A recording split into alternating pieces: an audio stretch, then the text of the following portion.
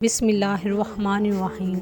السلام علیکم دوستو، آج کی اس ویڈیو میں ہم نبی کریم صلی اللہ علیہ وآلہ وسلم کے ان معجزات کا تفصیلی تذکرہ کریں گے جو نہ صرف حضرت حلیمہ سعدیہ رضی تعالیٰ عنہا نے اپنی آنکھوں سے ملاحظہ فرمائے بلکہ باقی لوگوں نے بھی آپ صلی اللہ علیہ وآلہ وسلم کے ان معجزات اور برکات کا نظارہ کیا جو اللہ تعالیٰ نے حضرت حلیمہ سعدیہ رضی تعالیٰ عنہا کے گھرانے پر نازل فرمائی۔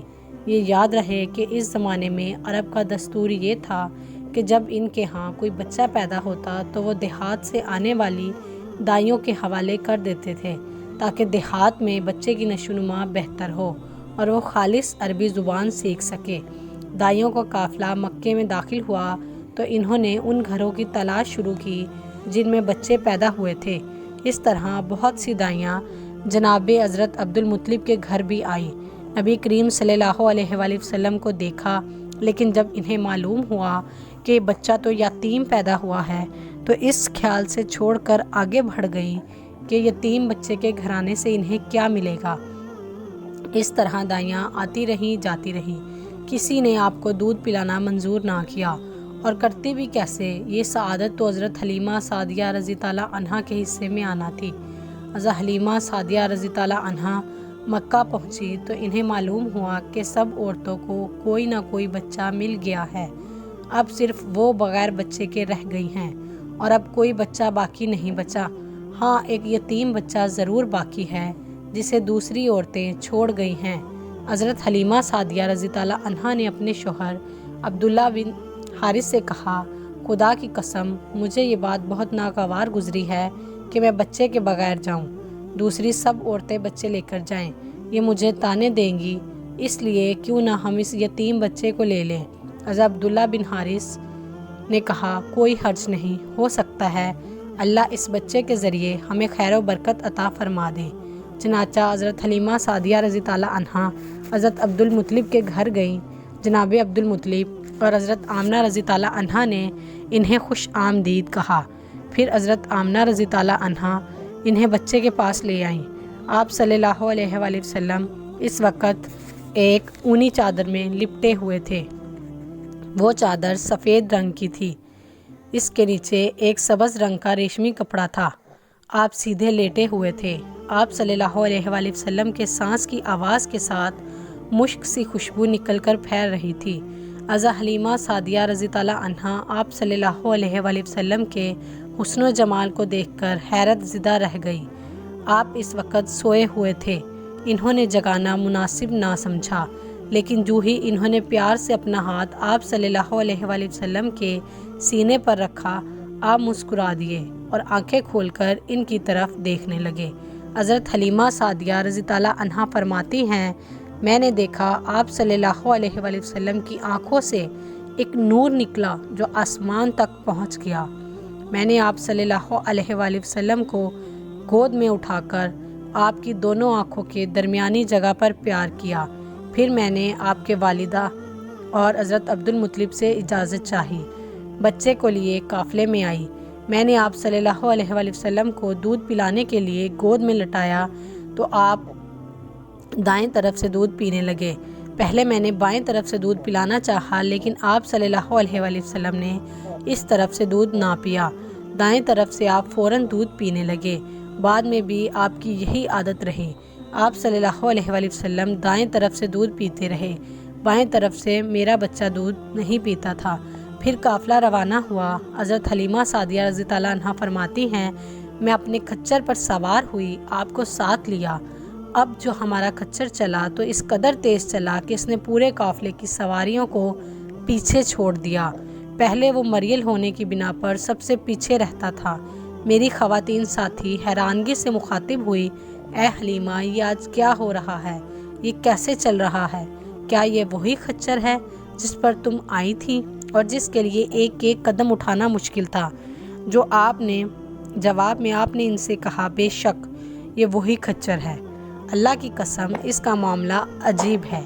پھر یہ لوگ بنو سعد کی بستی پہنچ گئے۔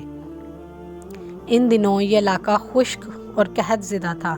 حضرت حلیمہ سعدیہ رضی تعالیٰ عنہا فرماتی ہیں، اس شام جب ہماری بکریاں چر کر واپس آئیں تو ان کے تھن دودھ سے بھرے ہوئے تھے، جبکہ اس سے پہلے ایسا نہیں تھا۔ ان میں سے دودھ بہت کم اور بہت مشکل سے نکلتا تھا۔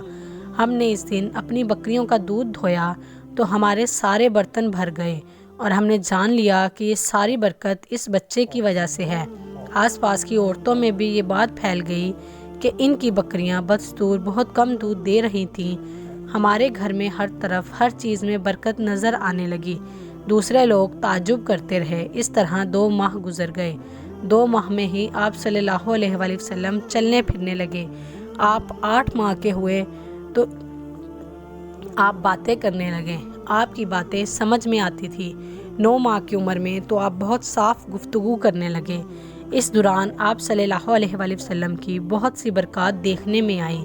حضرت حلیمہ سعدیہ رضی اللہ عنہا فرماتی ہیں، جب میں آپ کو اپنے گھر لے آئی تو بنو سعد کا کوئی گھرانہ ایسا نہ تھا جس سے مشک کی خوشبو نہ آتی ہو۔ اس طرح سب لوگ آپ سے محبت کرنے لگے۔ جب ہم نے آپ کا دودھ چھڑایا تو آپ کی زبان مبارک سے یہ الفاظ نکلے، اللہ اکبر، اللہ اکبر، اللہ تعالیٰ بہت بڑا ہے، اللہ تعالیٰ کے لیے بے حد تعریف ہے، اس کے لیے صبح شام پاکی ہے۔ پھر جب آپ صلی اللہ علیہ وآلہ وسلم 2 سال کے ہو گئے تو ہم آپ کو لے کر آپ کی والدہ کے پاس آئے۔ اس عمر کو پہنچنے کے بعد بچوں کو ماں باپ کے حوالے کر دیا جاتا تھا۔ ادھر ہم آپ کی برکات دیکھ چکے تھے اور ہماری آرزو تھی کہ ابھی آپ کچھ مدت ہمارے پاس رہیں۔ چنانچہ ہم نے اس بارے میں آپ کی والدہ سے بات کی۔ ان سے یوں کہا کہ آپ ہمیں اجازت دیجیے کہ ہم بچے کو 1 سال اور اپنے پاس رکھیں۔ میں ڈرتی ہوں کہ کہیں اس پر مکہ کی بیماریوں اور آب و ہوا کا اثر نہ ہو جائے۔ جب ہم نے ان سے بار بار کہا تو حضرت آمینہ رضی اللہ عنہا مان گئی، اور پھر ہم آپ صلی اللہ علیہ وآلہ وسلم کو اپنے گھر لے آئے۔ جب آپ کچھ بڑے ہو گئے تو باہر نکل کر بچوں کو دیکھتے تھے، وہ آپ کو کھیلتے نظر آتے تھے، آپ ان کے نزدیک نہ جاتے۔ ایک روز آپ صلی اللہ علیہ وآلہ وسلم نے مجھ سے پوچھا، امی جان کیا بات ہے، دن میں میرے بھائی بہن نظر نہیں آتے؟ آپ اپنے دور شیخ بھائی عبداللہ اور بہنوں انیسہ اور شیمہ کے بارے میں پوچھ رہے تھے۔ حضرت حلیمہ رضی اللہ عنہا فرماتی ہیں، میں نے آپ کو بتایا وہ صبح سویرے بکریاں چرانے جاتے ہیں اور شام کو گھر واپس لوٹتے ہیں۔ یہ جان کر آپ صلی اللہ علیہ وآلہ وسلم فرمانے لگے، تب مجھے بھی ان کے ساتھ بھیج دیا کریں۔ اس کے بعد آپ صلی اللہ علیہ وآلہ وسلم اپنے بھائی بہنوں کے ساتھ جانے لگے۔ آپ خوش خوش جاتے اور خوش خوش واپس آتے۔ ایسے میں میرے بچے ایک دن خوفزدہ انداز میں دوڑتے ہوئے آئے اور گھبرا کر بولے، امی جان جلدی چلیے ورنہ بھائی محمد صلی اللہ علیہ وآلہ وسلم ختم ہو جائیں گے۔ یہ سن کر ہمارے تو ہوش اڑ گئے۔ ہم دوڑ کر وہاں پہنچے۔ ہم نے آپ کو دیکھا، آپ کھڑے ہوئے تھے، رنگ اڑا ہوا تھا، چہرے پر زردی چھائی ہوئی تھی۔ یہ اس لیے نہیں تھا کہ آپ کو سینہ چاک کیے جانے سے کوئی تکلیف ہوئی تھی، بلکہ ان فرشتوں کو دیکھ کر آپ کی یہ حالت ہوئی تھی۔ حضرت حلیمہ سعدیہ رضی اللہ عنہا فرماتی ہیں، ہم نے آپ سے پوچھا کہ کیا ہوا تھا؟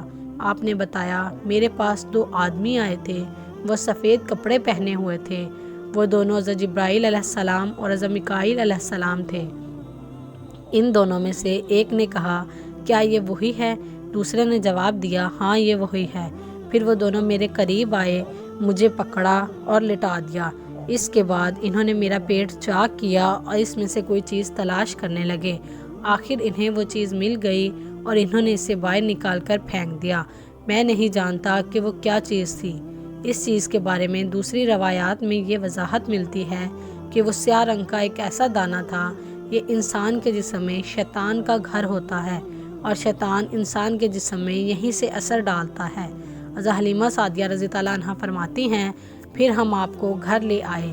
اس وقت میرے شوہر عبداللہ بن حارث نے مجھ سے کہا، حلیمہ مجھے ڈر ہے کہ کہیں اس بچے کو کوئی نقصان نہ ہو جائے، اس لیے اس کو اس کے گھر والوں کے پاس پہنچا دو۔ میں نے کہا ٹھیک ہے۔ پھر ہم آپ صلی اللہ علیہ وآلہ وسلم کو لے کر مکہ کی طرف روانہ ہوئے۔ جب میں مکے کے بالائی علاقے میں پہنچی تو آپ اچانک غائب ہو گئے۔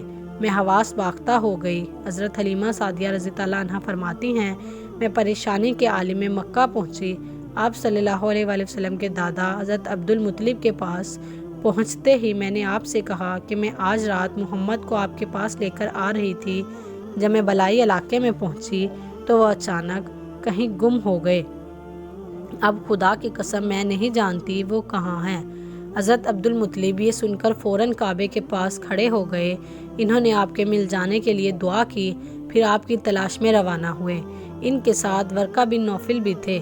دونوں تلاش کرتے کرتے تہامہ کی وادی میں پہنچے۔ ایک درخت کے نیچے انہیں ایک لڑکا کھڑا نظر آیا۔ اس درخت کی شاخیں بہت گھنی تھی۔ حضرت عبدالمطلب نے پوچھا، لڑکے تم کون ہو؟ حضور صلی اللہ علیہ وآلہ وسلم اس وقت تک کافی قد نکال چکے تھے، اس لیے حضرت عبدالمطلب پہچان نہ سکے۔ آپ کا قد تیزی سے بڑھ رہا تھا۔ جواب میں آپ صلی اللہ علیہ وآلہ وسلم نے فرمایا، میں محمد بن عبداللہ بن عبدالمطلب ہوں۔ یہ سن کر حضرت عبدالمطلب بولے، تم پر میری جان قربان، میں ہی تمہارا دادا ہوں۔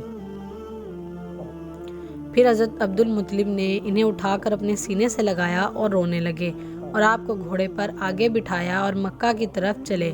گھر آ کر انہوں نے بکریاں اور گائیں ذبح کی اور مکہ والوں کی دعوت کی۔ آپ صلی اللہ علیہ وآلہ وسلم کے مل جانے کے بعد حضرت حلیمہ سعدیہ رضی اللہ عنہا حضرت آمنہ کے پاس آئی۔ انہوں نے پوچھا، حلیمہ اب آپ بچے کو کیوں لے آئیں؟ آپ کی تو خواہش تھی کہ یہ ابھی آپ کے پاس رہے۔ انہوں نے جواب دیا، آپ بڑے ہو گئے ہیں اور اللہ کی قسم میں اپنی ذمہ داری پوری کر چکی ہوں، میں خوف محسوس کرتی رہتی ہوں۔ انہیں یہ سن کر حیرت ہوئی، بولی، مجھے سچ سچ بتاؤ کہ کیا ماجرا ہے۔ تب انہوں نے سارا حال کہہ سنایا۔ حضرت حلیمہ سعدیہ رضی اللہ عنہا نے دراصل کئی عجیب و غریب واقعات دیکھے تھے۔ ان واقعات کی وجہ سے وہ بہت پریشان ہو گئی تھیں۔ سینہ مبارک چاک کیے جانے والا واقعہ پیش آیا تو وہ آپ کو فوری طور پر واپس کرنے پر مجبور ہوئی۔ حضرت حلیمہ سعدیہ رضی اللہ عنہا نے حضرت آمنہ رضی اللہ عنہا کو چند کئی واقعات بھی بتائے، جن کا تذکرہ ہم اپنی اگلی ویڈیو میں کریں گے۔ انشاءاللہ ناظرین، پیارے نبی صلی اللہ علیہ وآلہ وسلم کو اللہ تعالیٰ نے ایسی برکات عطا کر رکھی تھی کہ جہاں جہاں آپ صلی اللہ علیہ وآلہ وسلم کے قدم مبارک جاتے تھے، وہاں برکات کا ایسا نزول ہوتا تھا کہ دیکھنے والا بھی پریشان ہو جاتا تھا کہ آخر کیا ماجرا ہے۔ جیسا کہ حضرت حلیمہ سعدیہ رضی اللہ عنہا کے خچر اور ان کی اونٹنی کا معاملہ، یہی لے لیجئے کہ آتے ہوئے وہ سواریاں جو سب سے پہلے تھی، جاتے ہوئے وہ سواریاں سب سے پیچھے تھی، جو ایک ناقابل یقین بات تھی۔ دوستو، اس کو تو معجزہ کہتے ہیں۔ جو چیز عام فہم سے بالا تر ہو، جیسے ہی نبی پاک صلی اللہ علیہ وآلہ وسلم ان سواریوں پر سوار ہوئے تو اللہ تعالیٰ کی برکت سے سواریوں میں وہ جان پیدا ہو گئی کہ ان سواریوں کو باقی سواریاں بھی پکڑ نہ پائیں۔ سبحان اللہ، یہ سب اللہ تعالیٰ کی قدرت اور اللہ تعالیٰ کی برکات کے